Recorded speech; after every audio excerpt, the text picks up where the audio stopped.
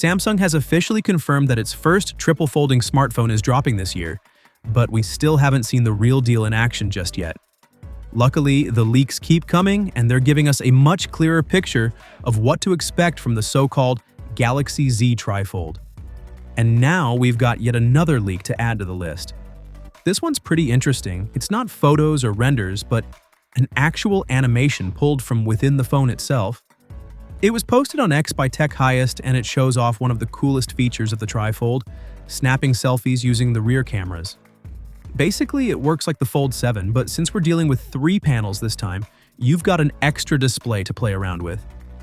The animation also teases how the phone folds and unfolds, and honestly, it's exactly what we expected.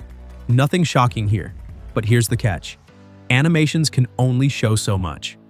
Until we actually get this thing in our hands, it's hard to tell how practical it'll really feel. That said, we did try out Huawei's Mate X-T last year, and the form factor definitely has potential. Of course, the big question is price. If Huawei's $2,800 Mate X-T is anything to go by, Samsung's TriFold could easily be in the same ballpark, if not higher. That's a lot of money for a phone, even if it's basically 3 devices in one. Samsung's mobile boss, Roy, actually talked about this at IFA in Berlin. He confirmed that development is in its final stage, and that we'll see the device before the end of the year. So yeah, the wait isn't going to be long at all, but here's the twist. It probably won't launch everywhere right away. Word is Samsung will test the waters first, releasing it in small quantities and only in select markets.